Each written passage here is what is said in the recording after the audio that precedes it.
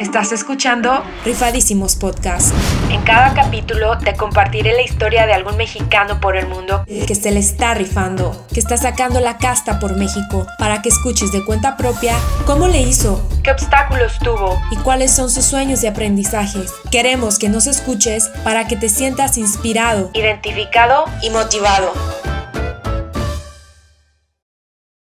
Hola rifadísimos, ¿cómo están? Yo soy la China, espero que estén muy bien y me da mucho que nos estén acompañando en este nuevo episodio.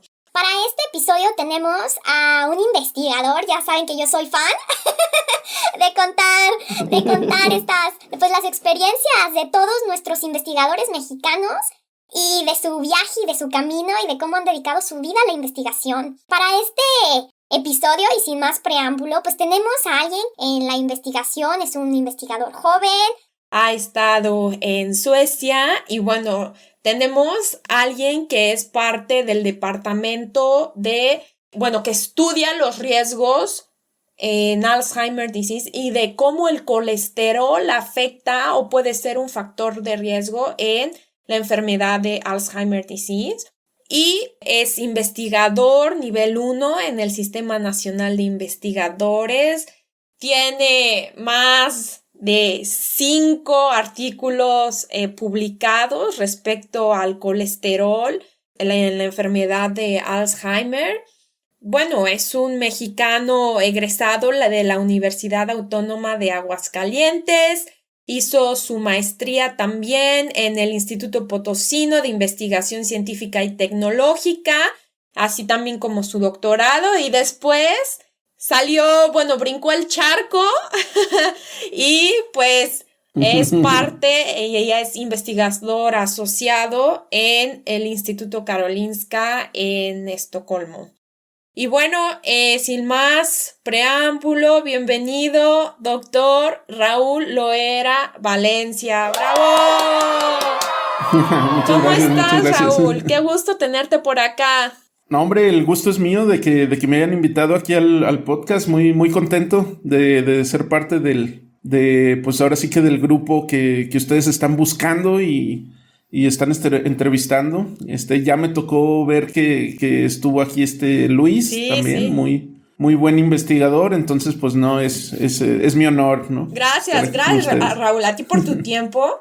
Y bueno, ya nos contarás más del core de tu investigación, de todo lo que has hecho por poner el nombre de México ahora sí que en alto en el extranjero, que no es fácil.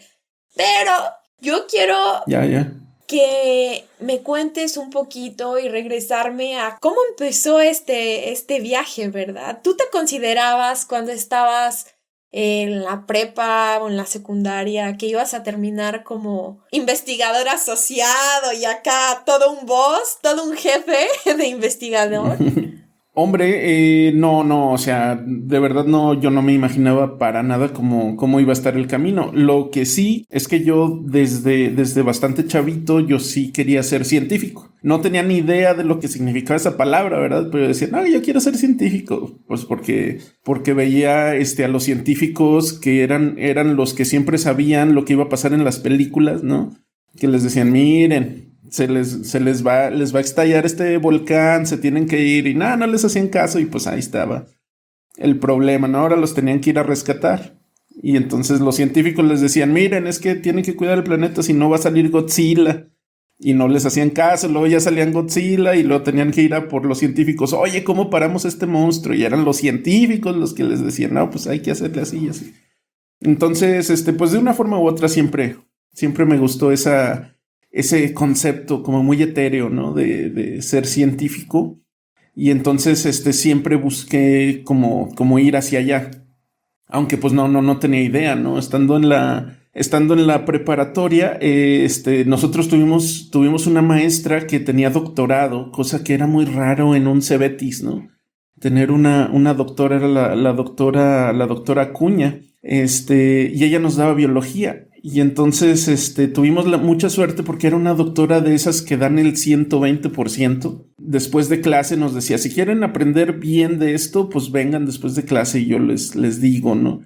y nos decía, miren, va a haber un concurso de biología, pues si ustedes que les gusta, si se quieren meter yo los asesoro, y nos explicaba cosas así como muy padres, ¿no? Sí nos metía mucho en ahora sí ya un poquito más en lo que es el tuétano de la ciencia, ¿no?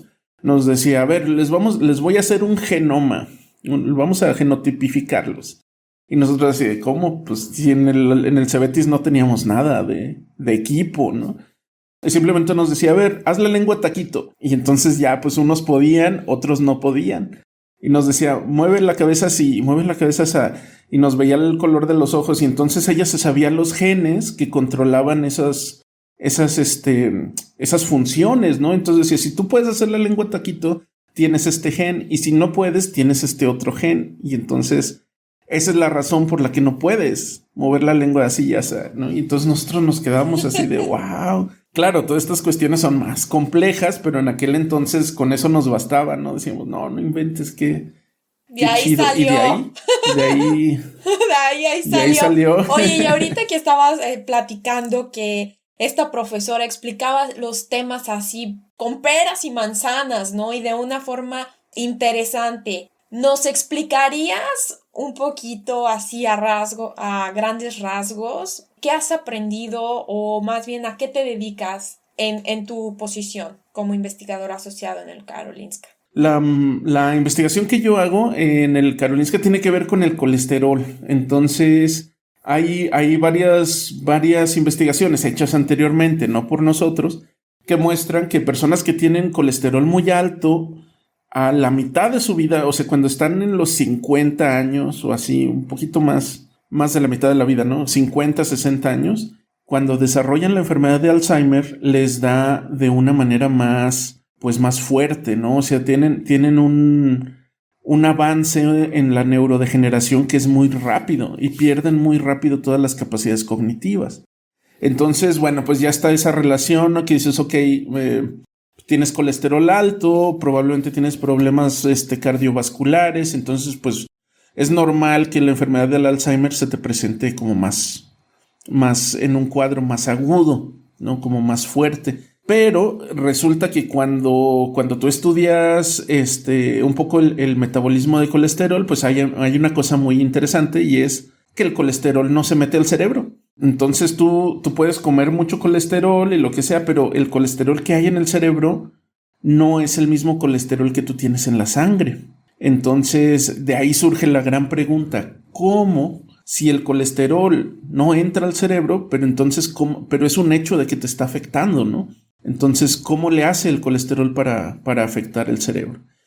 Primeramente hubo un investigador del laboratorio de Cleantech de ahí de Karolinska, que es el profesor Ingemar Björken, que él fue el primero en decir, lo que pasa es que el colesterol se transforma en otro compuesto, que es un oxisterol, ¿no? Y estos oxisteroles, ahora sí, estos oxisteroles fluyen libremente dentro y fuera del cerebro, ¿no? Y son los responsables. Sí, son un poquito, no son tan pequeños, lo que tienen es que tienen como unos grupos que se le agregan a los lados que los hacen más solubles, ¿no? Cambia su química y entonces esos ya pueden pasar libremente las membranas de las células. Y entonces ese investigador generó unos ratoncitos transgénicos que sobreproducen exactamente uno u otro de estos oxisteroles. Así clasificó, tenía como 4, ¿no? Él se los regala a mi jefe, a Ángel Sedas Domínguez, que es el jefe de laboratorio ahí en Karolinska, y se los regala y le dice, mira, pues entonces tú encárgate de ver los mecanismos moleculares, por qué esto funciona, por qué esto afecta. Y entonces él ya se puso a hacer los experimentos con los animales y vio que los animales tenían un déficit en aprendizaje y en memoria. Él hizo en aquel entonces un microarreglo, que era en aquel entonces lo que se podía hacer en lugar de la secuenciación del genoma. Jaló muchos genes, encontró muchos genes ahí en el cerebro que estaban alterados. Y entonces de esa lista de genes se ha derivado, pues ahora sí, nuestra investigación. En general, todos estos genes mueven o alteran un montón de mecanismos en el cerebro que son diversos. que no tienen, a veces no tienen mucho que ver uno con otro, pero que todos afectan al momento de tener la enfermedad de Alzheimer. Por ejemplo, justo ahora yo estoy investigando un compuesto que se llama, una proteína que se llama S100A8, y esa es una pequeña moleculita que se induce con uno de estos oxisteroles y lo que hace es prender el sistema inmune del cerebro. Entonces causa una inflamación que es como un estrés cerebral. Y entonces las neuronas bajo este estrés pues no pueden funcionar bien. Y esto es en las células inmunes. Luego cuando vemos en las neuronas ocasiona que las neuronas no puedan establecer conexiones de buena manera, porque las hace que prendan unos genes que están presentes en el desarrollo embrionario. O sea, esos genes no deberían de estar prendidos luego ya de que naces. Sin embargo, cuando tú tienes estos oxisteroles en el cerebro, estos genes se prenden y eso hace que las neuronas como que regresen en su proceso y como regresan a ese estado como embrionario, pues no conectan bien, ¿no? Entonces son múltiples mecanismos de estos oxisteroles que están ahí como estresando a las neuronas. No las matan, tengo que ser claro en eso. Pero claro, una vez que tienes el cerebro así y empieza tu proceso de neurodegeneración, digamos, tú has vivido así tu vida de los 50 a los 70 años y luego a los 75, ¡pum!, te da el Alzheimer por razones que no sabemos. Puede ser un estrés mitocondrial, puede ser, no sabemos, ¿no? Por lo que sea que inicie, esa enfermedad se cruza con esta condición que tú ya tenías en el cerebro y entonces pues sí, es devastador, ¿no? Sí. La exacerba. Y entonces esa es nuestra hipótesis. Nosotros justo ahorita es lo que estamos intentando comprobar. No es canon. Ahorita tú no encuentras esto en los libros de medicina, ni se les enseña esto a los estudiantes, a los de medicina, ni a los neurólogos. Qué orgullo que esta investigación la esté haciendo un mexicano. ¡Bravo! ¡Bravo, Raúl! Oye, y para estar en donde estás, ahora sí como se dice, para estar en donde estás, me quiero regresar a ese Raúl que empezó su viaje. ¿Te acuerdas dónde naciste? Sí, claro, en Aguascalientes. Sí, estuve ahí estudiando hasta la universidad. O sea, yo terminé la universidad ahí en Aguascalientes. No fue por decisión tan libre.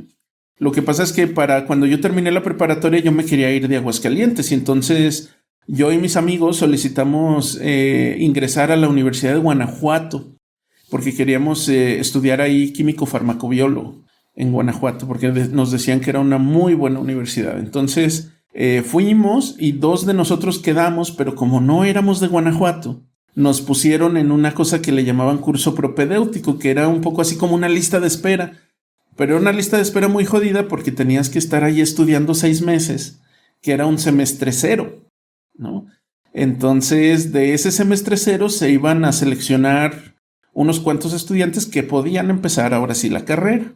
Entonces, en aquel entonces yo tenía la idea de que no debía de perder ni un mes, perder un semestre era demasiado, ¿no? Y en la Autónoma de Aguascalientes pues me recibían con las puertas abiertas. Había yo terminado, me parece que 5º lugar del examen Ceneval.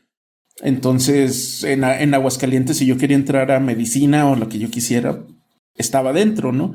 Y entonces pues me fui por el camino de menor resistencia y pues no me fui a Guanajuato, me quedé en Aguascalientes. Oye, ¿y por qué nace desde chiquito que querías ser científico? ¿Tus papás a qué se dedican o cómo fue? O sea, ¿por qué decidiste desde chiquito? Además de que nos platicaste de que tenías a una profesora muy buena, pero también, o sea, ¿por qué querías? ¿Viste algo? ¿Tuviste influencia de tus hermanos o cómo fue? No, fíjate que yo soy hijo único y esa es la cuestión de que yo soy medio raro. No tuve hermanos. Y me dice la gente, sí se te nota que eres hijo único. Y digo, qué gacho. Sí, no tuve hermanos, pero lo que sí tuve fueron unos papás como muy, como muy sensibles. Era la cuestión. Mi mamá era enfermera.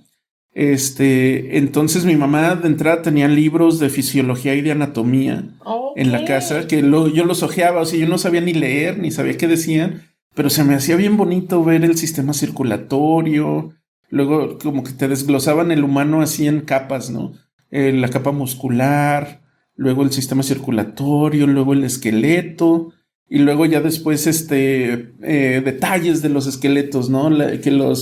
Cómo están formados las manos, los pulgares, hueso por hueso.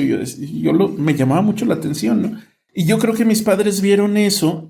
Porque mi papá no tiene ningún background. O sea, él es muy inteligente, como muy vivo, pero él nunca tuvo la oportunidad de estudiar más allá de la primaria. Entonces él es carpintero, pero también era así como muy sensible, ¿no? Como muy, muy consciente de su entorno. Y entonces ellos como que se daban cuenta que eso me llamaba la atención y me lo empezaron a fomentar, ¿no? Entonces me traían libros, luego después me regalaban juegos de química. Yo veía de los microscopios y yo quería un microscopio y pues me regalaban un microscopio y ahí estaba yo analizando muestras de sangre o rebanaditas de cebolla, todo esto, ¿no? De los Mi Alegría, yo tenía uno que... De los Mi Alegría, exacto, estaban bien chidos. Sí. Y lo increíble es que funcionan, tenían reflector, ¿no? Tenían como una lupita, entonces ni siquiera necesitan baterías. Sí, funciona. Oye, y en la primaria no... Bueno, si en la primaria o secundaria no te hacían bullying de que te gustaba la ciencia o no te decían no te juntes con él porque es medio raro o no tuviste ese tipo de experiencias. Pues fíjate que no me parece, yo creo que en ese sentido tuve mucha suerte. A ver, en la primaria éramos como un grupo muy, muy cohesivo de gente y me gustaba mucho la primaria. Y no, o sea, por lo general yo recuerdo que se respetaba, ¿no? Que sacaras de los primeros, de las calificaciones más altas, era así como de, míralo, ¿cómo le hiciste? Y de hecho varios amiguitos luego me buscaban para que les ayudara a estudiar y eran mis amigos, o sea, no es la típica historia de que, hazme la tarea y te golpeo y ya, no, o sea, no. En ese sentido tuve mucha suerte y en la secundaria era igual, o sea, en la secundaria yo me juntaba con muchos amigos que eran de los que tenían las peores calificaciones, de los que eran más problemáticos y pues ahí andábamos todos en la bola y también algunos de ellos intenté ayudarles, no se pudo. Pero sí, o sea, siempre... De hecho, por ejemplo, uno de mis mejores amigos de la secundaria, él no estaba para nada interesado en la ciencia, él era atleta, ¿no? Y a la fecha seguimos siendo amigos, ¿no? Y quién sabe por qué nos la llevábamos bien, pero así era. Entonces, pues qué chingón, qué padre, está súper bien, oye, súper bien. Tuve mucha suerte, sí, tuve mucha suerte. Yo creo que pues es eso, te encuentras con un grupo de gente, o sea, tus compañeros de clase que de pronto no traen esas broncas o no traen ese como resentimiento y bien, todo bien. Todo bien, sí. Oye, y entonces con ese grupo de amiguitos ya pasaste a la secundaria, o sea, ¿fue tu mismo grupo de amigos o tuviste que empezar de cero? No. Un poquito lo mismo, porque mis amigos de la primaria todos iban a una secundaria, ¿no? Y yo quería estar en la secundaria que tenía mejor educación. Entonces esa secundaria era en aquel entonces la técnica 1 y que se batallaba mucho para entrar y pues estuvimos ahí yendo a registrarnos, yendo a hablar con el director. Me pusieron en el turno vespertino, y tuvimos que pelear porque me cambiaran al matutino porque era el que tenía los buenos maestros. Uh-huh. Y entonces tuve que empezar de cero porque, o sea, nadie más de mis amigos hizo ese cambio, ¿no? Ok. Entonces ya desde ahí empezamos con un poquito a desviarnos de, pues, no sé, a buscarle, ¿no? A buscarle sí, a un buscar poquito, tu propio pues, camino, ¿no? Como que a ser un poco más independiente. Bien, pero pues bien sí te chiquillo. saca, sí te saca de tu zona de confort. Así es, Porque sí. pues sí, ya no están tus cuates, ¿no? Pero al parecer todos los que estaban ahí en mi salón era igual, ¿no? O sea, todos venían de diferentes escuelas, entonces nadie venía ahí conociéndose. Ah, ok. O sea, Entonces todos yo creo que empezaron eso de ayudó. cero, ¿no? Sí, yo Empezaron de creo que cero. eso ayudó. Y era, bueno, creo que era escuela pública. Claro, la técnica 1 era escuela pública, escuela federal. Y lo único que tenía era que tenía estas cuestiones como que te enseñaban un oficio. Entonces elegías una tecnología y eso era lo que te enseñaban los últimos 2 años. Entonces podías escoger entre dibujo técnico, computación electrónica, contabilidad y creo que diseño textil. ¿Y cuál Y era un escogiste? poco... Yo escogí electrónica porque pues era lo más científico que había. En aquel entonces para mí la computación era un poco abstracta. Pues soy de una generación más vieja, entonces yo hasta que no entré a la secundaria yo nunca había conocido una computadora, ¿no? Entonces, sí me daban un poco de miedo. Yo decía, no, como que no le hallo el chiste. La electrónica me gustaba un poco más porque involucraba un poco más de ciencia, ¿no? Ahí ya había que entender ecuaciones, había que hacer mediciones, y luego el proyecto final era hacer tu propio prototipo. Era súper libre, era si tú el último año vas a hacer algo, ¿no? Tú sabrás cómo lo haces, aquí está el laboratorio, aquí están las herramientas, tú te traes tus propios consumibles porque no tenemos, ¿no? Y tú te compras tus propios circuitos y pues aquí. Entonces eso era así como un reto porque tenías que hacer desde el diseño en papel, ¿no? Los planos los entregabas en una de los deadlines, en uno de los bimestres, y luego para el siguiente tenías que tener el prototipo y ya al final tu examen era el producto terminado. Yo sabía que eso pasaba porque los que venían un año más arriba que yo, y dije, sí, le entro, está chido. Vamos a hacer. No, pues sí, suena súper padre, ¿eh? Ahorita las escuelas públicas, creo que como desde hace 3 años, bueno, no sé, no me tomen la palabra, pero creo que hay escuelas de alto rendimiento, ¿no? Ah, sí. Creo que cuando yo estudié, todavía no teníamos esa como categoría de escuela de alto rendimiento. Nada más sabías que, no, pues vete a esa escuela que está muy bien, o que ahí por ahí se esparcía la voz que tenían los mejores profes, o que tenían computadoras, o así, ¿no? Ándale, eso. Claro, sí, o sea, nosotros teníamos un laboratorio de computación que yo en aquel entonces, pues para mí era nuevo, pero claro, es algo que no existía en todas las secundarias, así ¿no? es. Un laboratorio de computación. Sí, así es. Oye, y para pasar a prepa, hiciste examen de admisión, que también lo hiciste en Aguascalientes, ¿no? ¿Cómo te preparaste para el examen de admisión? Bueno, pues para el examen de admisión teníamos nosotros una clase especial en el último año en la secundaria, fue todo lo que hicimos. Pero sí, lo que tuvimos que hacer fue aplicar a varias instituciones. Y me acuerdo que en aquel entonces, pues yo no sabía si íbamos a tener dinero para que yo estudiara en la universidad. Entonces por eso decidí entrarle a un Cebetis, ¿no? Dije, bueno, pues así si ya no puedo continuar a la universidad, pues al menos termino con una carrera técnica. Y entonces apliqué al Cebetis 39, que tenía la carrera la carrera técnica en laboratorista químico. La otra opción era laboratorista clínico, pero yo no quería hacer pruebas de estas de orina y así como que me daba cosa y dije, no, mejor química. Y me metí al laboratorista químico. Entonces, y esa es otra de las cosas que luego estando acá en Suecia y conociendo y hablando con la gente de Europa, dices, caray, pues eso no existe, ¿no? En Europa, porque allá no piensan o no tienen en la mente que no vas a poder continuar a la universidad. Entonces no hay necesidad de darte ese entrenamiento profesionalizante a una edad tan temprana como tus 15 años, para que a los 18 ya empieces a chambear. Así es. Sí. Entonces eso también fue un poco shock para mí, porque yo decía, ¿qué? ¿Entonces ustedes no tienen carrera técnica? Y me dicen, no. ¿Qué es eso? Sí. No, ¿qué es eso? ¿A qué te refieres?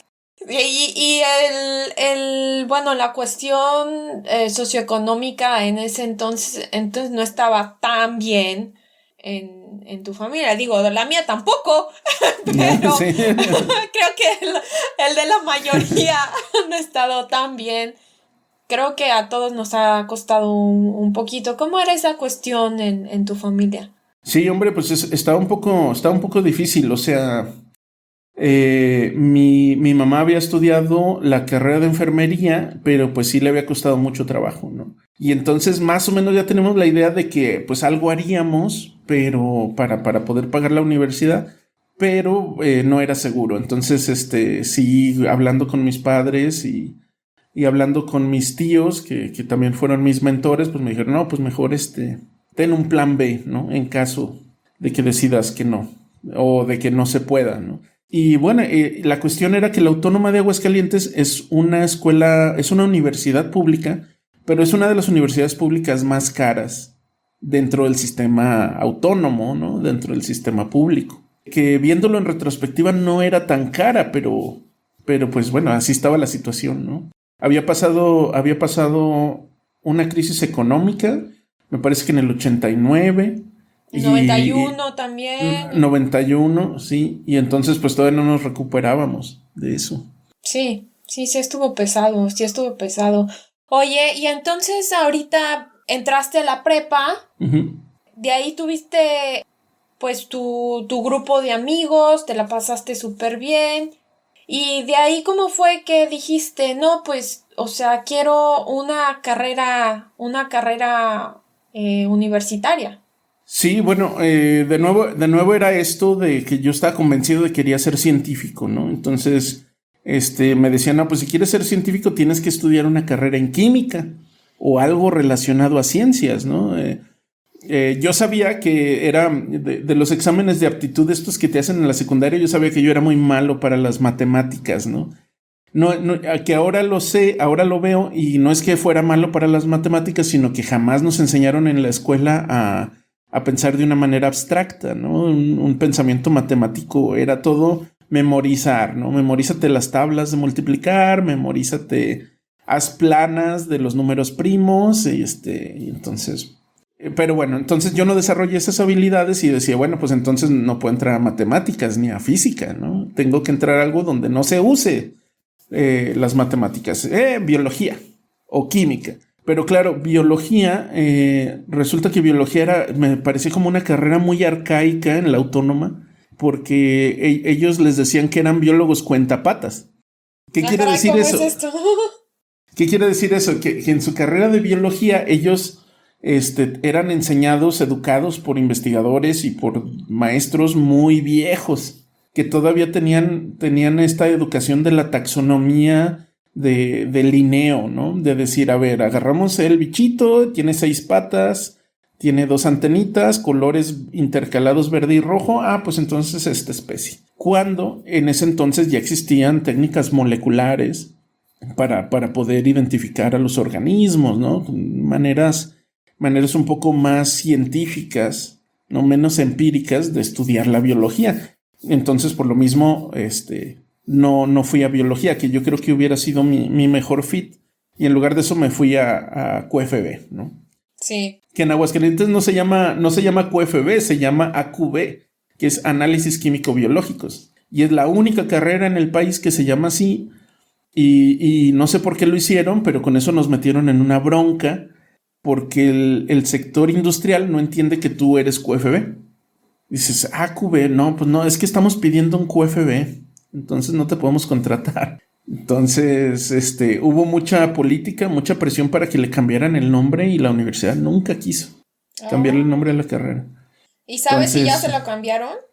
A la fecha sigue existiendo. Okay. No se la han cambiado. ¿Qué cosas? Entonces, su argumento es decir, no, es que así ya no compites con los AQB, o sea, eres único, ¿no? Y dices, sí, pero así no funciona el mercado.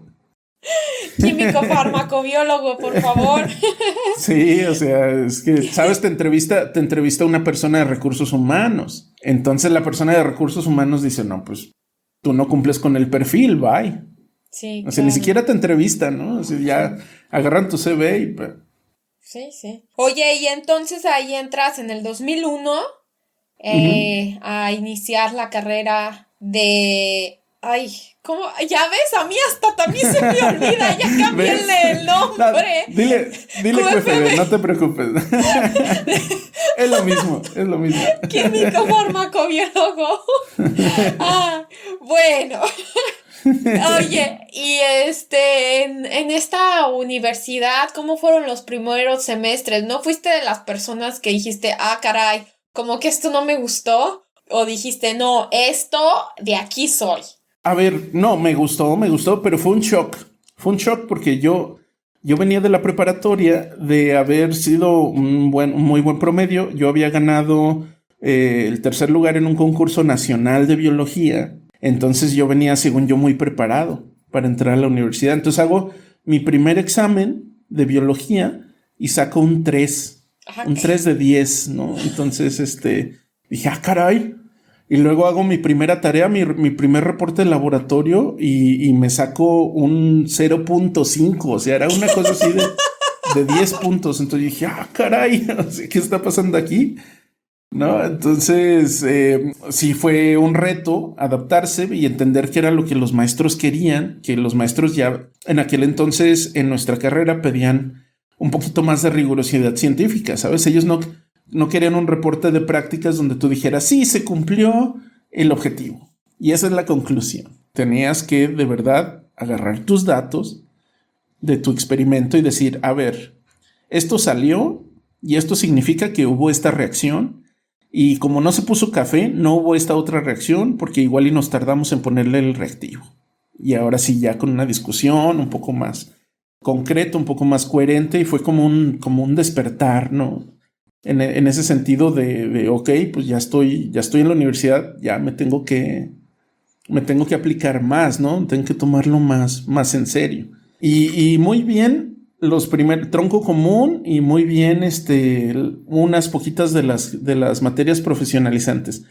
Muy mal el último año, ¿no? Porque era una carrera de 5 años, o sea, justo ahora lo piensas y que te hagan perder 5 años en una carrera cuando yo ya sabía que quería ir a una maestría, porque yo quería ser científico, o sea, yo no quería trabajar en un laboratorio clínico, yo no quería trabajar en una farmacia, ¿no? Entonces yo no tenía la opción, me tenía que aguantar y agarrarme todas las materias estas que son un poco de relleno, donde te decían, a ver, te vamos a enseñar a utilizar la máquina que hace las pruebas clínicas. Y entonces, ¿sabes lo que es? Es agarrar la sangre, ponerla en una laminilla y meterla a la máquina y apretarle un botón. O sea, y luego, un técnico. Sí, un técnico. Y luego tú llegas a donde se trabaja, al IMSS, imagínate, ¿no? Llegas ahí y usan otra máquina y entonces te tienes que volver a entrenar. O sea, vamos, a mí me pareció bien si querías ir hacia esa vía, pero yo hubiera querido tener la opción, como en algunas universidades libres, que tienen la matrícula un poco más libre, de decir, ok, yo quiero presentar estas materias por examen y terminar en 4 años mi carrera, ¿no? O quiero cursarlas en verano y salir en 4 años o en 3 y medio. Y no podías hacer eso en la autónoma. Te tenías que estar los 5 años y tenías que estar pagando tu colegiatura los 5 años, ¿no? Ay. Entonces, eso, el último año sí estaba yo un poco desesperado. Decepcionado, ¿no? Como frustrado, más que nada, un poco frustrado. Es que yo ya me quería ir. O sea, yo ya sabía que quería biología molecular porque me habían dado esa materia. La estuve esperando toda la carrera, la daban como en 6º semestre, ¿no? La estuve esperando toda la carrera. Me la dieron súper bien y dije, esto es lo que quiero. Ahí, o sea, ese profe que también dio su materia bien te inspiró. Claro, no, y más nuestro asesor de la tesis de licenciatura, porque además teníamos que hacer tesis para la licenciatura, entonces, bueno, podías titularte por promedio y así, pero pues ya sabes, uno que le gusta sufrir, dije, no, yo quiero hacer tesis. Entonces hay un edificio en la Autónoma de Aguascalientes que en aquel entonces era el único edificio de investigación, le llamaban el edificio número 202. Y entonces fuimos ahí como se hacía antes, ¿no? En algunas historias de algunos científicos que llegas al laboratorio, te metes y dices, y bueno, ¿y aquí qué hacen? ¿O qué? Y entonces ahí fuimos buscando, un amigo mío y yo, fuimos buscando pues quién nos asesorara para la tesis de licenciatura, porque queríamos hacer investigación. Y yo fui a buscar a un doctor que estudiaba regeneración hepática. Eso se me hacía muy, muy interesante, ¿no? Y mi amigo fue a buscar un doctor que hacía neurociencias. Entonces, a mi amigo luego el doctor estaba ahí, luego lo aceptaron, un doctor muy bueno, un investigador genial. Y yo no encontraba este doctor que hacía regeneración hepática. Yo iba y lo buscaba y decía, ¿dónde está el doctor? No está por ahí. Me decía, no, hoy no vino. Y ya después como de un mes de estarlo yendo a buscar, ya me dijeron, mira, te vamos a decir la verdad. El doctor investiga regeneración hepática porque él mismo tiene cáncer de hígado. Ah, caray. Entonces ya está muy mal y entonces ya tiene mucho que no viene y nosotros creemos que ya no va a volver. Entonces, si andas buscando asesor para la licenciatura, para la tesis, pues mejor búscale en otro lado, ¿no? Y entonces fui con otro muy buen maestro de ahí, el doctor Hernández Gallo, que él hacía bioquímica. Yo no quería hacer la tesis con él, pero él era como muy sincero, dándote consejos, ¿no? Y yo le digo, bueno, ¿con quién puedo ir? Y me dice, no, pues ahí con donde fue tu amigo, ¿no? Con el doctor que hace neurociencias. Si quieres darle, es el mejor doctor que hay aquí. Entonces yo ahí ya se lo tomé la palabra y fui. Mi otro amigo ya había empezado, pero pues el doctor me aceptó. Este doctor se llama el doctor José Luis Quintanar, Estefano, y pues él nos aceptó, nos dio nuestra plática preparatoria, nuestra charla introductoria, nos dio trabajo para hacer, un tema de tesis interesante. Y ahí fue cuando ya vi la dinámica de un laboratorio de investigación, ¿no? De primera mano, lo que ellos hacían, y no, pues ya, o sea, ahí yo de entrada ya traía la espinita, ¿no? Y traía un poquito como las ganas, y ya estando en este laboratorio dije, no, es que esto es lo que quiero. Esto es lo mío. Esto es lo mío, sí, para adelante. Me siento como pez en el agua. Sí. Qué padre, Raúl, qué padre. Oye, y entonces empiezas la tesis, ¿se te hizo difícil? Se me hizo un poquito difícil porque era neuro, ¿no? Entonces, neuro, yo le tenía mucho respeto al cerebro porque decía, es que ¿cómo? Yo no entiendo cómo funciona y no entiendo cómo le hace la gente que lo estudia. Es el cerebro, o sea, ¿cómo lo vas a entender? ¿No? Y entonces eso era como una barrera que yo tenía yo mismo, una barrera mental.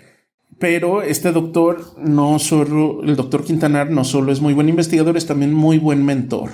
Entonces él nos sentó un día y nos dice, en su oficina platicábamos, era una cosa de loquísima, o sea, ¿por qué un doctor investigador SNI 3 está aquí platicando con nosotros en el escritorio, ¿no? Unos chavillos de licenciatura, pero así le gusta a él hacer con sus estudiantes y creo que está muy bien. Que después te das cuenta, ¿no? Que después te das cuenta cuando sales de México que así es en muchos laboratorios en el extranjero. Que el investigador privado, el investigador principal es pues parte de la tribu, como se dice, claro. ¿no? O sea, te toma como su mentor, como no digamos que a un nivel de amigo, pero te da buenos consejos. A mí me tocó también ver en Inglaterra que se echaban su comidita, sus Guinness por ahí, pero todo muy bien, claro. ¿No? No, y esos son los mejores laboratorios, esos son los laboratorios que uno debe de buscar porque no es común hallar mentores, ¿no? Y cuando tienes esa dinámica, dices, no, esto está bien, es así como debe de ser, ¿no? Y él me acuerdo esa vez que nos sentó y nos dijo, miren, chavos, ustedes no se preocupen, nosotros solo tenemos 2 neuronas. Y nosotros así de, caray, ¿cómo que solo tenemos 2 neuronas? Dice, sí, se los digo en serio, miren, ustedes saben que yo investigo esto. Tenemos 2 neuronas, tenemos una neurona que es excitatoria y una que es inhibitoria.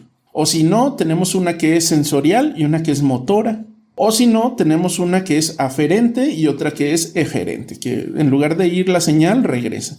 Y ya está. Con esas dos neuronas, nosotros construimos todo nuestro comportamiento, la conciencia, todos los movimientos, pero todo se basa en esas dos neuronas, ¿no? Y entonces nos quedamos así totalmente choqueados, ¿no? Dijimos, wow, ¿es de verdad? Y luego fuimos a leer, ¿no? Dijimos, nada, nos está choreando. Nos vio chavos y nos quiere chorear. Y empiezas a ver que es verdad y dices, órale, más sorprendente todavía, ¿no? Es la complejidad que surge de la simplicidad. Así es, que bueno, el neurona sí es cierto. Hablando de neuronas, sí, nada más tenemos dos tipos de neuronas, completamente de acuerdo con eso, Sí, completamente sí. De acuerdo con eso.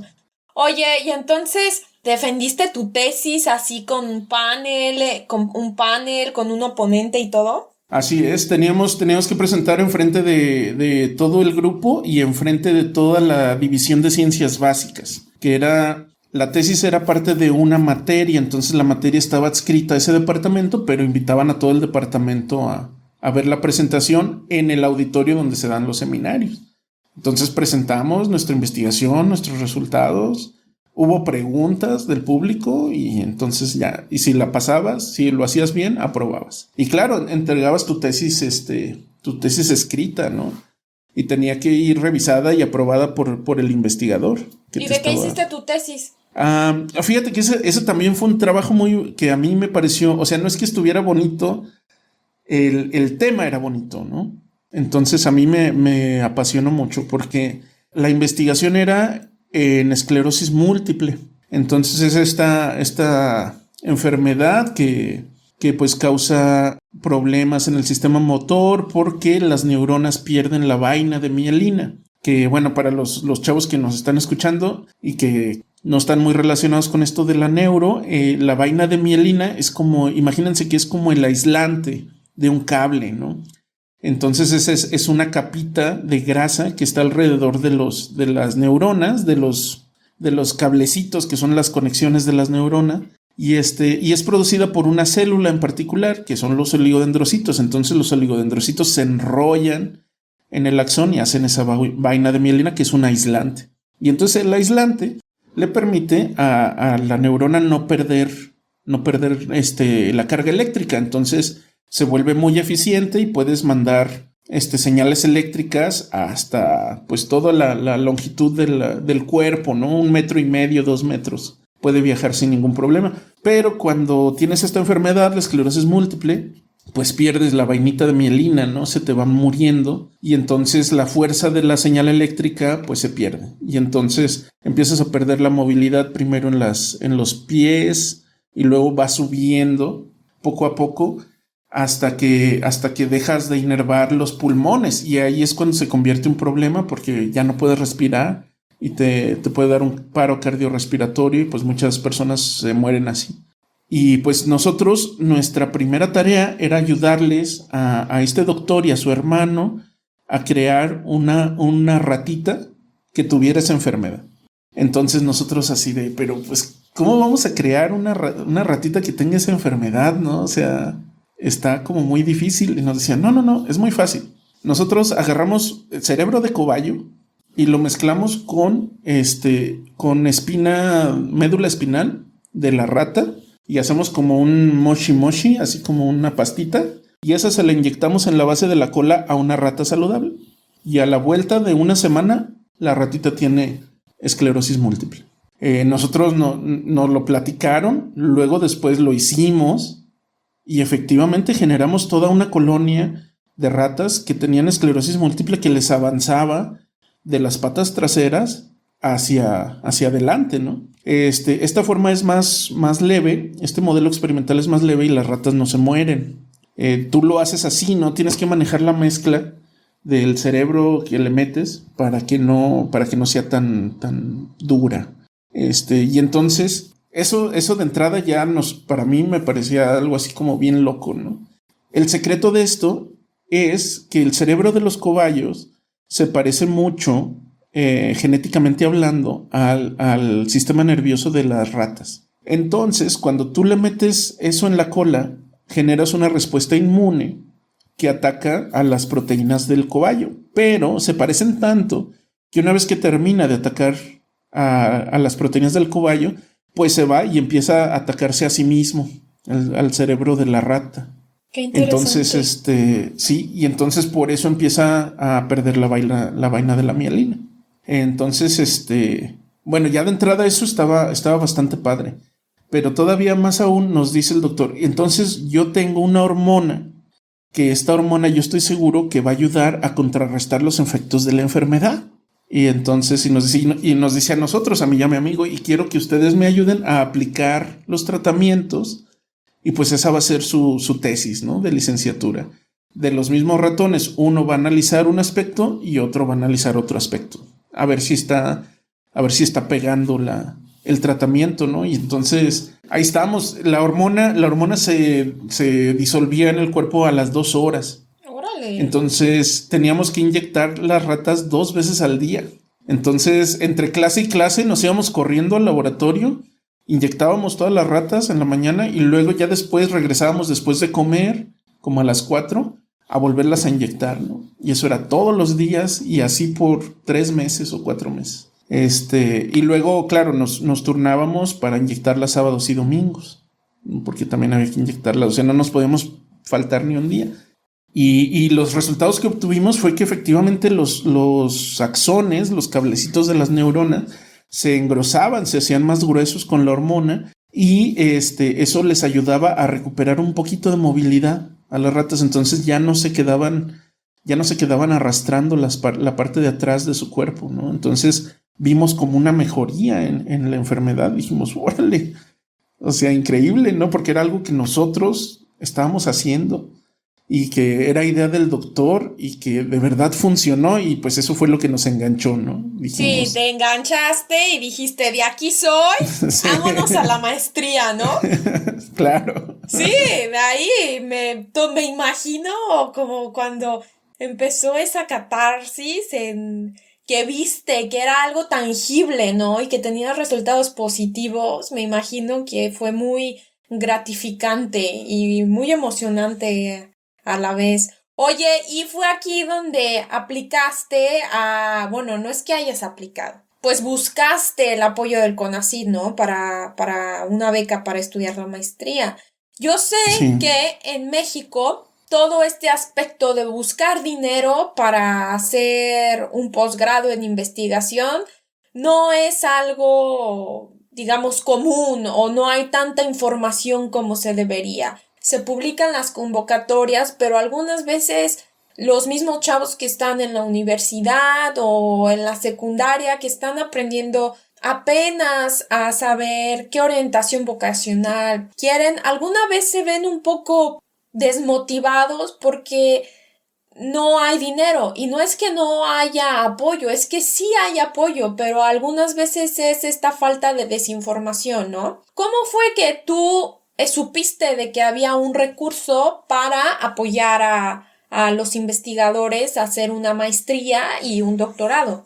Pues fíjate que yo me enteré del IPICIT por el método más arcaico que puede haber, que es que un investigador del IPICIT fue a la Universidad de Aguascalientes y nos dio una charla de los posgrados que ahí se daban, y nos repartieron trípticos donde nos decían los diferentes posgrados que tenían, y nos habló del programa, del Programa Nacional de Calidad, ¿no? Del PNPC. Nos dijo, si ustedes son aceptados, tienen que pasar el propedéutico, tienen que ser seleccionados, pero si son seleccionados, ustedes van a tener beca 100% para estudiar la maestría y el doctorado. Y entonces esa fue la manera en la que yo me enteré. Luego ya una chica que estaba en nuestro laboratorio se fue ahí a estudiar la maestría y el doctorado, y entonces ya supimos que de verdad estaba bien. O sea, la vimos a ella haciendo los exámenes de admisión y todo, y nosotros todavía estábamos en la tesis de licenciatura, pero pues ya habíamos visto más o menos que sí se podía, ¿no? Ajá. Y la otra cosa que me llamó mucho la atención es que era multidisciplinario. Entonces, en aquel entonces, Yo tenía a mi novia que ella estaba estudiando ingeniería química en el tecnológico, ella no estaba estudiando en la autónoma. Yo le platicaba, ella estaba estudiando ingeniería química y le interesaban las cuestiones ambientales. Y entonces allá hay una maestría y un doctorado en ciencias ambientales. El mismo IPC tenía biología molecular, ciencias ambientales, nanotecnología y materiales avanzados y también matemáticas, ¿no? Control y sistemas dinámicos. Entonces, era como muy multidisciplinario. Y entonces yo le platiqué a ella y le dije, ¿cómo ves, tú podrías estudiar aquí? Y ya ella se puso a buscar en la página y dijo, no, sí. Entonces ya generamos un plan de irnos a un lugar que nos podía ofrecer algo interesante a los dos, ¿no? Entonces esa era la otra cosa que es como única del IPCID, porque es muy multidisciplinario. Sí, o sea, se hace mucho tipo de investigación ahí. Sí. Y México tiene grandes investigadores, solamente que falta difusión, ¿no? Yo conozco varias personas que querían hacer una carrera de investigación y al final desertaron porque pues o no encontraron el recurso o digamos que no sabían a quién contactar. O no sabían de mano propia cómo era o si era bueno o no era bueno. Y entonces creo que falta darle un poco de difusión a esto.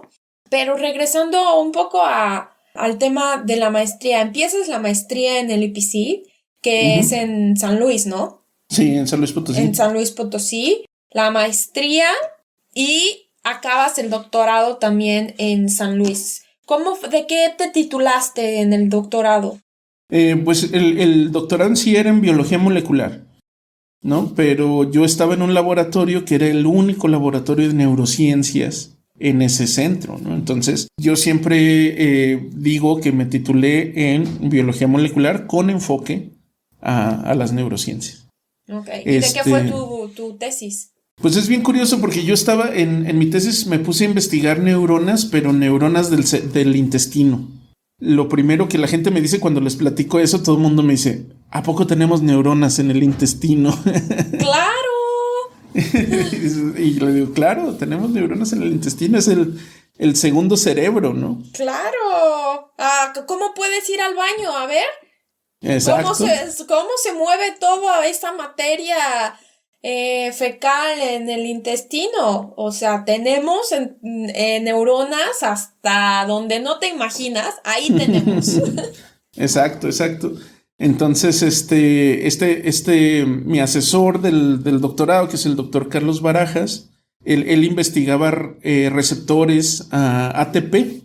Entonces estaba investigando cómo las neuronas que estaban en el intestino, en una capa específica, respondían a este neurotransmisor, ¿no? Que el ATP es una molécula normalmente que es de energía y está en el metabolismo energético, pero también sirve como neurotransmisor en el intestino.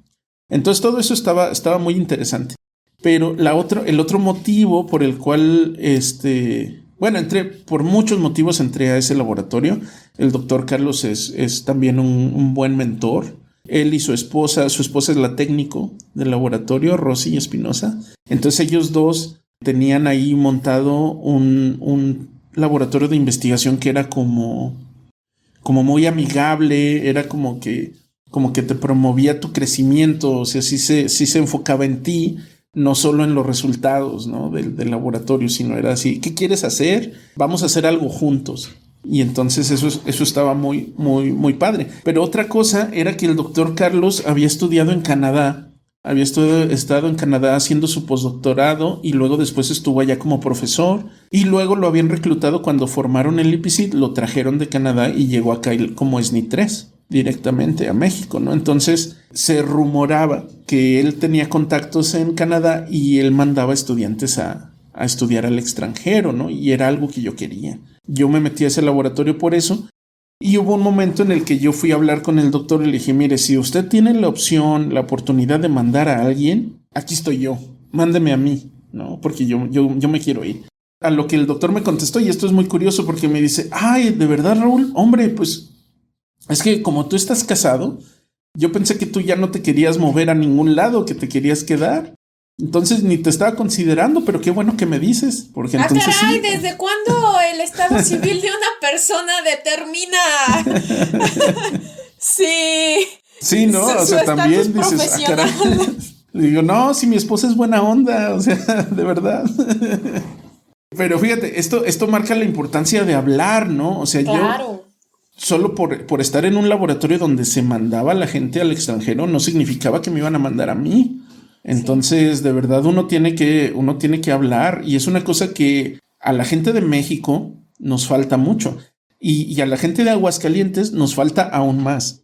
Todavía, ¿no? Somos así muy de, ay, no queremos decir porque no queremos molestar a las personas.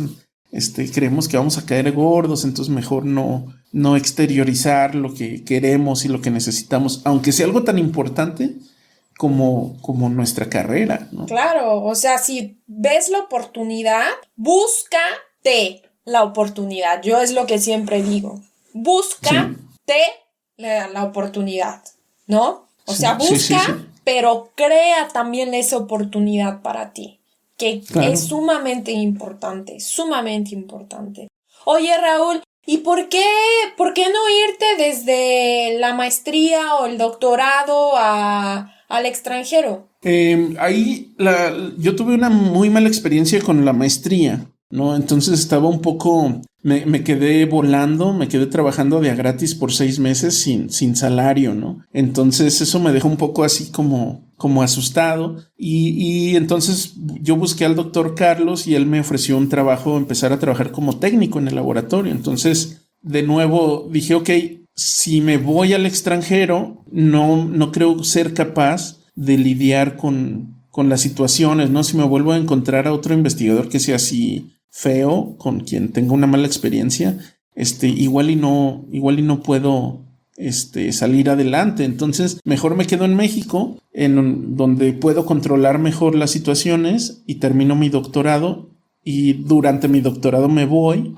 de estancia, y luego ya en el postdoc me voy al extranjero, pero ya con el título, ¿no? Claro. El miedo en aquel entonces es que había muchas personas que se quedaban sin título, porque las historias había escuchado de Inglaterra precisamente, que gente que iba para allá, que les decía, no, ¿sabes qué? Ya no te quiero en el doctorado. Entonces los corrían del laboratorio, y CONACYT, si tú no entregas tu tesis de doctorado, o si no entregas tu acta de examen, CONACYT ya no te vuelve a apoyar, ¿no? A menos de que le pagues la beca que ya te dio. Esa situación te arruina la carrera, ¿no? Porque ya no te permite continuar. La otra situación era que en Inglaterra, en algunas universidades, no necesitas un paper, no necesitas una publicación para graduarte. Entonces terminabas tu doctorado, no tenías ni un solo artículo científico, y cuando querías dar el siguiente paso te decían, no, pues ¿qué estuviste haciendo, no? En tu doctorado te estuviste haciendo menso. Y entonces eso también te bloqueaba el avanzar. En realidad eran miedos que yo había escuchado muchas historias de horror, ¿no?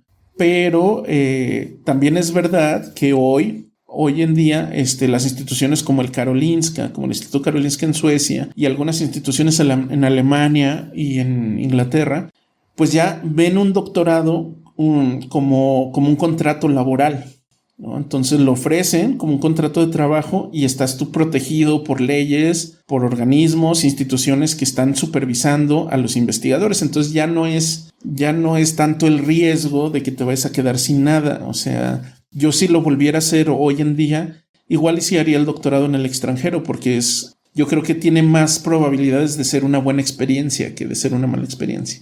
Sí. Excelentes palabras, interesante lo que dices. Oye, y acabas tu doctorado, haces otra tesis, la defiendes, y entonces dices, ahora sí me voy. También fue claro. con CONACYT.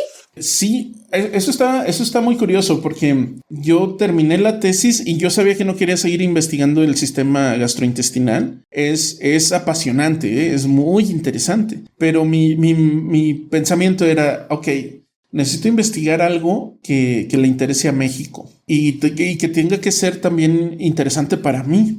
Entonces dije, quiero investigar una enfermedad, y quiero investigar una enfermedad que sea un problema neurológico, porque lo que me gustan son las neuronas, y quiero investigar un problema que sea apasionante, ¿no? Y que no tenga solución todavía. Y entonces, claro, me llamó mucho la atención la neurodegeneración. Y dentro de la neurodegeneración, pues la enfermedad de Alzheimer es la más prevalente, ¿no? Es de lo que más se habla. Y es la más misteriosa porque, claro, no tenemos ni idea qué es lo que la causa. Dije, ok, quiero investigar neurodegeneración. En ese entonces mi mujer, mi esposa Alma, ella estaba estudiando el doctorado homologado con Francia. Entonces estaba investigando en Francia, en la Universidad de Nancy, y entonces yo me fui con ella, me gradué y me fui con ella, y dije, ok, pues entonces voy a buscar en Francia dónde hacer investigación en neurodegeneración. Y había hablado con una doctora que era muy buena, que tenía modelos de gusanito, de C. elegans, ¿no? C. elegans es muy interesante porque todas las neuronas, absolutamente todas las neuronas de C. elegans, del gusanito, ya están mapeadas. O sea, ya se sabe cada una de las neuronas dónde está y cada una de las neuronas a dónde viaja durante el desarrollo neuronal, cómo están posicionadas y cómo conectan por toda la vida del gusanito. Es un sistema muy simple, pero la cantidad de conocimiento que tenemos sobre ese sistema muy simple da mucho poder para la investigación. Entonces, eso me llamó la atención y le escribí a esta doctora y esta doctora me dijo, ok, pues ven a una entrevista, ¿no? Y ahí voy, a Estrasburgo, en Francia, a una entrevista.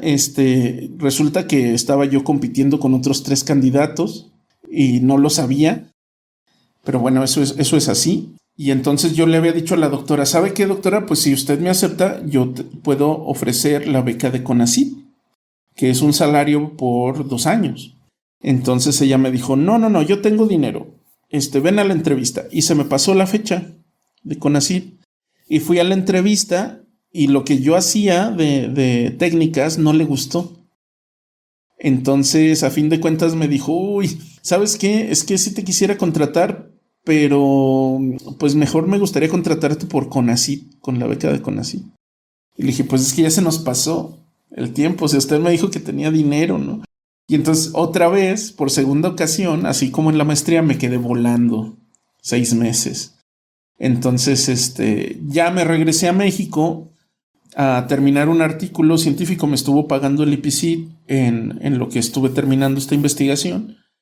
Y cuando volvió a salir la convocatoria de CONACYT, dije, bueno, ya. O sea, yo no se lo voy a ofrecer solo a ella, se lo voy a ofrecer y no solo en Francia, sino que voy a buscar en toda Europa. A ver quién me agarra, ¿no? Y cuando estaba buscando en Francia, que no tenía la beca, pues todo el mundo me decía, híjole, no, es muy difícil, no tienes la experiencia. Claro, yo me estaba cambiando de área, ¿no? Entonces ellos querían contratar a alguien que ya tuviera la experiencia en el área. Entonces me decían, no, es que tu background tienes que pedir visa, puros peros. Y ya cuando salió la nueva convocatoria de CONACYT, que supe que sí iba a salir y que podía aplicar, entonces con eso empezaban los correos, ¿no? Es así de, tengo salario para 2 años. Y entonces sí, ya todos, muy bien, pues ven a una entrevista, vamos a considerarlo, sí, ahora sí que se puede, ¿cómo no? Venga. Y pues el que mejor me cayó fue Ángel Cedas Domínguez, allí en Karolinska. Entonces yo ya conocía a Karolinska porque un muy buen amigo mío, Esri Juárez, había estado haciendo una estancia allá en Suecia y le gustó tanto que luego se fueron contratados acabando el doctorado a la Universidad de Linköping, en el sur de Suecia. Entonces yo le preguntaba a él, le digo, oye, ¿Suecia está bien? O sea, sí se puede uno comunicar con la gente. Y me dice, sí, aquí todo el mundo habla inglés, no te preocupes. Dije, bueno, órale, va. Y la entrevista fue muy bien con Ángel y él me dijo, pues mira, tengo un proyecto que te queda como anillo al dedo. Es de diferenciación neuronal, tiene que ver con neurodegeneración y tiene que ver con receptores que están en las neuronas, con cultivo celular. Entonces es todo lo que tú haces, todo lo que tú sabes hacer. Y dije, bueno, pues excelente, pues nos vamos a Suecia, ¿no? ¡Eso! ¡Qué padre, Raúl! ¡Qué padre! Oye, ¿y cómo fue ese día? ¿Ya te habías subido a aviones antes? Sí, yo había ido, bueno, mi papá, él trabaja en Estados Unidos, ¿no? Él vivió en Estados Unidos desde que yo tenía como 15 años o así. Entonces yo iba en las Navidades a visitarlo. Entonces ahí ya volaba en avión para irlo a ver. pero yo ya antes había tenido experiencia en un laboratorio internacional porque mi asesor del doctorado me mandó con su asesor del doctorado en Canadá. Entonces el doctor Jan Huizinga, que estaba ya en la Universidad de McMaster, me pidió que hiciera una estancia con él de 6 meses. Fui, le gustó mi trabajo y me dijo, no, quédate un año, ¿no? Me quedé más de un año y luego ya me tuve que regresar porque terminé los experimentos, eso sí, pero también mi abuelita se enfermó y entonces quería regresar a verla y a terminar mi doctorado, ¿no? También tenía presión del lado de mi supervisora a decir, o sea, ok, estás haciendo muy buen trabajo, pero necesitas venir y acabar. Dijo, porque se te acaba la beca, ¿no? De CONACYT. Sí, entonces ¿y estabas nervioso de empezar en Suecia? ¿O cuál eran tus pensamientos? Hombre, claro que estaba nervioso porque yo conocía al Instituto Karolinska por los premios Nobel, ¿no? Entonces esta es una institución de prestigio que dan los premios Nobel, que es una de las mejores universidades médicas en Europa, una de las mejores universidades en el mundo. Y entonces yo iba del IPICIT de San Luis Potosí. Sí, ya tenía un poquito de experiencia en la Universidad de McMaster, pero pues yo decía, uy, vamos a ver cómo está esto. Y claro, de inicio estuvo muy grueso porque llegas y el laboratorio está conformado de muchos postdocs. Éramos 12. ¡Ay! 12 de 10 postdocs, 2 estudiantes de doctorado. Entonces la competencia era muy fuerte. Se esperaba que tú ya supieras las cosas, ¿no? Entonces tenías que, si no las sabías, pues en la noche ponte a leer. O el sábado ve y pregúntale a alguien que te enseñe porque esto lo tienes que sacar ya. La presión era mucha, ¿no? Pero yo decía, ¡ay, se me hace que me van a correr! Y ya un día llegó Ángel y me dice, Raúl, estamos muy contentos con el trabajo que estás haciendo. Vamos a cambiar tu asociación a Karolinska porque antes era un periodo de prueba de 6 meses. Un poco para protegerse ellos, ¿no? Porque si eras un desastre, pues a los 6 meses te corrían y ya está, ¿no? Y me dijeron, no, ya está, vamos a cambiar tu asociación, ya estás fuera del periodo de prueba, o sea, vamos para adelante, yo te ofrezco otros 2 años luego de que termines tu beca y pues así lo hacemos.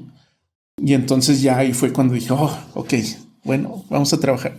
El perico donde quieres verde, ¿eh? Así sea de San Luis, así sea de donde sea, ¿no? El perico. Y qué bueno que lo mencionas, porque creo que todavía, desafortunadamente, existe en México, y esto ya lo he dicho en otros episodios, pero existe la idea que estamos por debajo de muchos países. Y no es cierto. Eso no es cierto. No es cierto. Llegas a otros países y dices, no, o sea, es que sí está difícil, pero pues aquí saco el trabajo, estudiando se puede, o como dices, a lo mejor no tenemos el mejor inglés del mundo y tenemos esa desventaja, pero no es cosa del otro mundo. Poniéndote a estudiar, sacas el trabajo y se puede. No hay nada de por qué hacernos para abajo. Hay que hacernos para arriba, ¿no? Sí. Y hay mucha gente además que te ayuda, ¿no? Así es. Es el miedo que tú tienes de salir, que dices, es que hay mucha gente desgraciada que me va a afectar, pero no es así. En general, mucha gente ha sido muy buena conmigo, ¿no? Yo cuando me fui a Canadá del doctorado, pues no tenía dónde llegar. Entonces me quedé en la casa de mi supervisor de allá de Canadá. Entonces él me recibió y me tuvo ahí en su casa como 1 mes en lo que yo hallaba dónde rentar, ¿no? Luego ya llegué a un lugar donde rentar que no tenía muebles, pues él me ofreció los muebles que tenía él en un cuarto de uno de sus hijos que ya no vivía con él. Y entonces rentamos una camioneta, me ayudó a mover los muebles, a ponerlos ahí en el cuartito que yo estaba rentando. Entonces, una técnico del laboratorio me ayudó a encontrar ese cuartito, que estaba muy barato y muy bien localizado en el centro, además. Entonces, y luego yo iba con mi inglés mocho y todos los estudiantes de ahí y los técnicos y el doctor mismo, con toda la paciencia del mundo, seguían contigo, seguían interactuando contigo, no te discriminaban ni nada. Y esa fue la manera como mejoró mi inglés. Sí. Entonces, de muchas maneras me ayudaron. O sea, no solo científicamente, sino tienes estas otras cosas Personalmente, ¿no? También. Claro. Sí. Y es pues ahora sí rifártela. Si no te avientas, si no das ese paso de fe, como yo digo, No, claro. si no das ese paso de fe y te avientas al precipicio, pues no vas a saber si hay fondo o no hay fondo, o si el fondo es bonito o no es bonito, o si te encuentras con la mejor experiencia de tu vida, ¿no? O sea, hay que rifársela. Hay que rifársela. Oye, Raúl, sí. Ya ahorita nos platicaste de estas súper experiencias que tuviste muy positivas en el extranjero, pero yo soy muy curiosa, ¿tienes alguna experiencia negativa y de aprendizaje que hayas tenido en el extranjero? En términos generales, o sea... Ya sea profesional o personal, ¿eh? O sea, sí puede ser que te hicieron el feo en algún lugar o la que tú quieras contar. No, en términos generales, yo creo que el problema es el choque cultural porque las personas de los países de primer mundo pues tienen un sentido de entitlement, es derecho a... De derecho a, sí, yo merezco, ¿no? Porque yo nací aquí, yo merezco y entonces, y además he tenido que batallar poco, ¿no? Entonces, ese es el primer choque cultural porque hay muchas personas que no entienden por qué tú tenías que trabajar mientras estabas en la carrera. Y dicen, bueno, ok, trabajaste, o sea que te fuiste a viajar. Dicen, no, o sea, solo tenía que trabajar para pagar mi colegiatura. ¿Sabes? Esa es la primera cuestión. Y eso se traduce en lo laboral, porque, por ejemplo, en Suecia no está reconocida esta desventaja racial que tenemos los mexicanos, que tienen los latinos o que tienen los africanos o cualquier otra gente que llega a Suecia. En Estados Unidos ya está muy identificada. Entonces está tan identificada que hay programas para tratar de nivelarlo.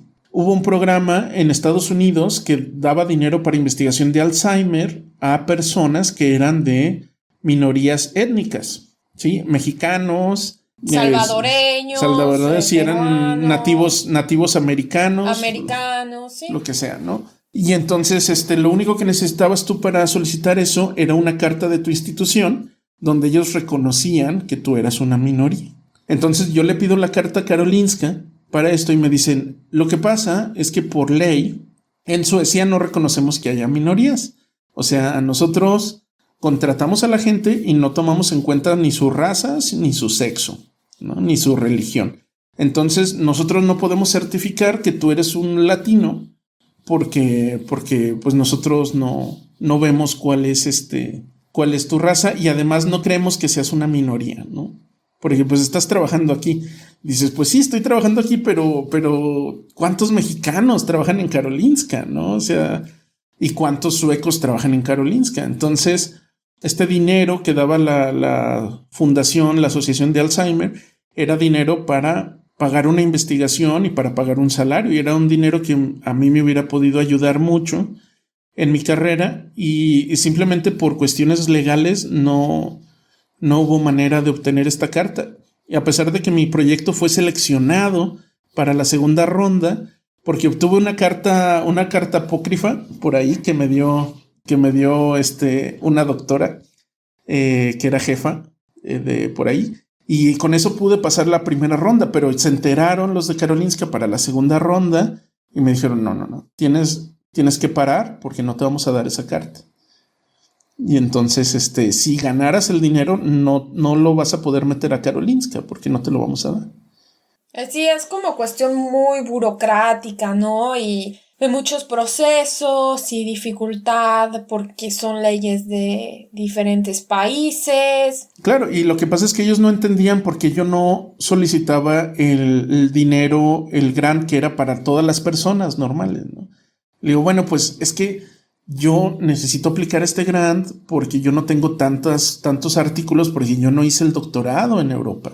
Entonces, haciendo el doctorado en México, pues sales del doctorado con menos artículos publicados y tu carrera es un poquito así, se siente, ¿no? La falta de dinero que hay en México y se ve en tu CV. Entonces, por eso están estos programas que están hechos para nivelar estas cuestiones, pero este desnivel los suecos no lo ven porque ellos no lo han experimentado. Entonces ellos no están conscientes y eso se traduce en cuestiones profesionales. Sí, creo que en países como Alemania y Francia, que ya hay como segundas o terceras generaciones de inmigrantes, ya es como un poquito más, hay más conciencia, ¿no? Conciencia de la situación de las minorías y de migración en el mundo. Pero desafortunadamente en países donde apenas las primeras generaciones de migrantes se están estableciendo, es un poquito batallar con el sistema y batallar un poco con entrar a un sistema, ¿no? Exacto. Y eso también perjudica en el rubro en donde estés, ¿eh? Claro. Pero pues yo creo que se ve más en ciencia porque a nosotros directamente nos afecta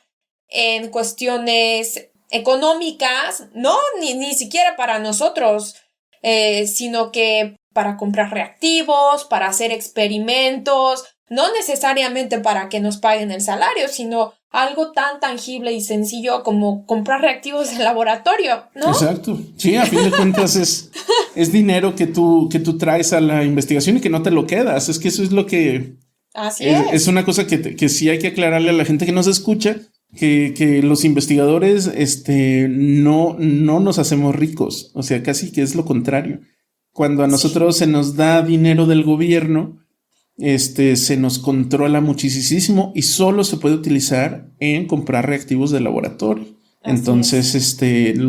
No importa que tú ganes 10 millones de pesos que te dé Carlos Slim, tu salario sigue siendo tus 10,000 pesos al mes de beca y ya está. De laboratorio y ya, o sea, párale de contar. Entonces también es un poquito eso, ¿no? Que, pues sí, diferentes culturas, ¿no?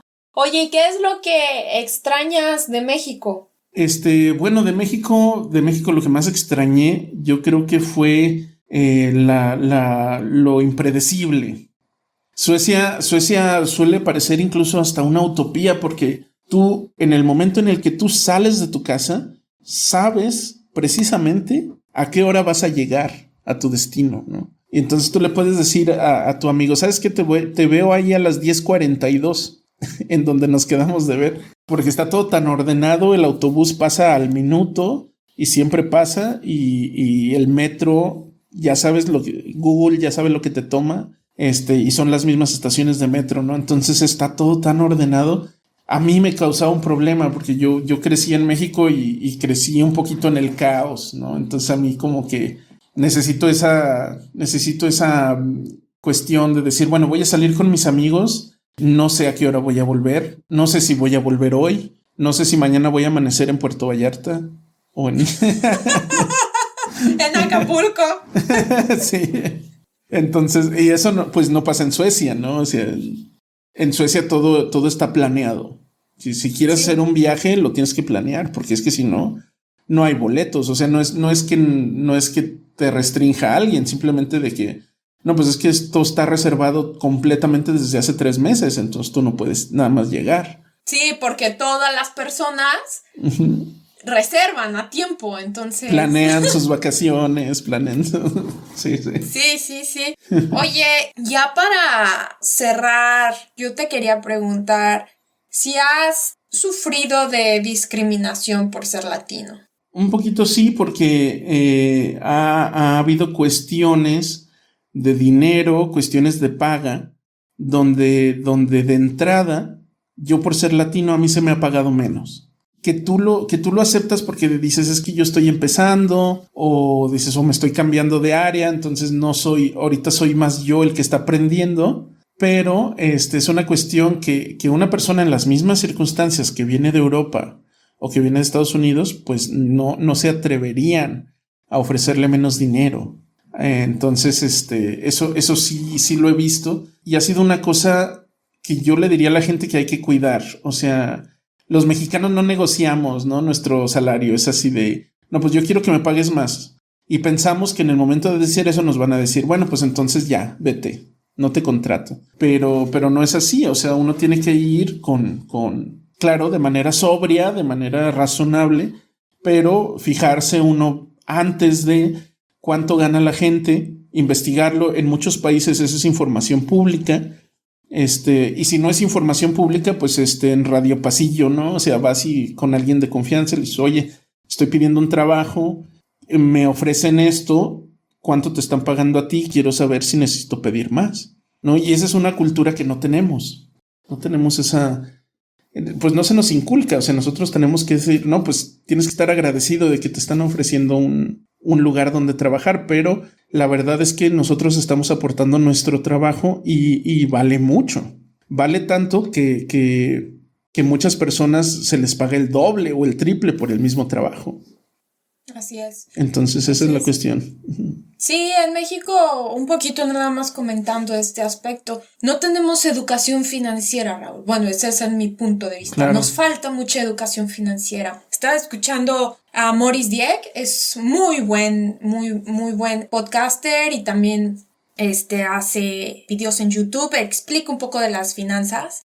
Y Maurice decía que tener educación financiera empodera a las personas. Y estoy totalmente de acuerdo. Sí. Y más si eres un científico y produces investigación que beneficia a la humanidad. Y no solamente eso, si eres doctor, también, ¿cómo decirte? Es que tengo tantas ideas en la cabeza. Me pasa así como tú.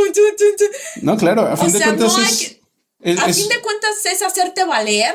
Ajá. Y no tener miedo, ¿no? De tratar y negociar un salario que por derecho lo tienes y a lo mejor, como tú decías, pues aceptas ese salario porque, entre comillas, estás aprendiendo, pero también es saber cómo negociar, saber buscar dónde está la información pública para tú también tener un punto de salida de dónde iniciar la negociación de un salario, claro, ¿no?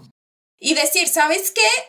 Esto es lo que yo valgo, este es el beneficio que te voy a dar y así te vas a beneficiar de mi trabajo de investigación, pero a cambio yo necesito de dinero, esta cantidad de dinero, porque desafortunadamente el dinero es una medida en la que se valora o es una moneda de cambio de un trabajo, ¿no? De una actividad. Algunas actividades son muy bien remuneradas y otras no son muy bien remuneradas.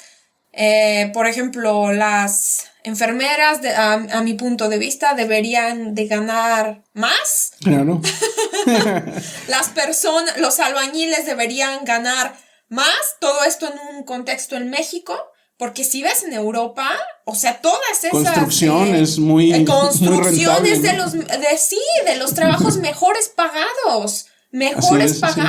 Enfermeras son muy bien pagadas y son queridas, ¿no? Por la nación. Entonces, eso es también totalmente de acuerdo contigo. Nos falta también un poquito ahí ser tener mayor conciencia del valor que le podemos dar a una organización, a una sociedad, a una compañía, etcétera, ¿no? Así es, definitivamente. Oye, y ya para concluir tan iluminadora entrevista y entretenida entrevista, ¿qué es algo que tú hayas aprendido y que les quisieras compartir a todas estas personas que nos escuchan? Hombre, bueno, pues lo principal que yo he aprendido y lo que yo les puedo decir es que se avienten, o sea, que de verdad lo hagan, que no le tengan miedo a salir de México, no le tengan miedo a salir ni de su estado, ¿no? Para ir a otro lugar a México, no le tengan miedo a salir de México. Hay muchas historias de mucha gente que pues la han logrado hacer en el extranjero, no solo en ciencia, ¿no? O sea, ustedes están entrevistando mucha gente que, además de científicos, que también lo están haciendo en el extranjero, y tienes muchos ejemplos. A mí me gusta como hobby dibujar, y tienes el ejemplo de Basaldúa, que él era el que dibujaba las portadas de las revistas de chambeadoras, estas que vendían luego antes en México, y decidió animarse y se fue a Nueva York y le pidió trabajo a la Marvel Comics, ¿no? Y ahorita, le está dibujando los cómics de Spider-Man, ¿no? De Marvel. Entonces, de eso se trata, o sea, de aventarse. Y claro, no se avienten a lo menso, hay que hacer un plan, hay que respetar las leyes de los países a donde van y hay que saber cómo se le puede hacer para cumplir todos los requisitos y llegar bien, pero no se bloqueen de llegar. O sea, hay que ir, hay que hacerlo.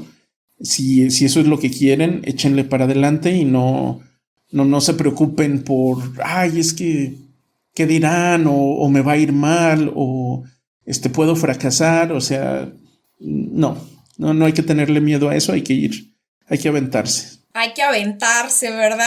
Sí. Hay que aventarse a esta aventura que es la vida. Sí, así es. Y rifadísimos, con esto, despedimos este podcast, con estas bonitas palabras de Raúl, despedimos este podcast.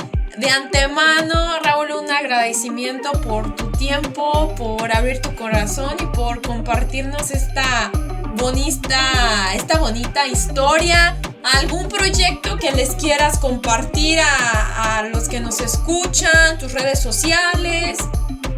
Bueno, pues todavía ahorita no tengo ninguna red social. Teníamos el proyecto de Prismatic, que era una página donde estamos escribiendo artículos de divulgación científica, pero también hay otra página muy buena que se llama Neuroméxico y es un blog de noticias de neurociencias. Te explican muchas cuestiones muy básicas y te las explican así como muy sencillas. Entonces pueden seguir este blog también si quieren involucrarse un poquito más a lo que son las neurociencias, ¿no? Sí, les vamos a poner la descripción de los blogs en la cajita de descripción para que los chequen.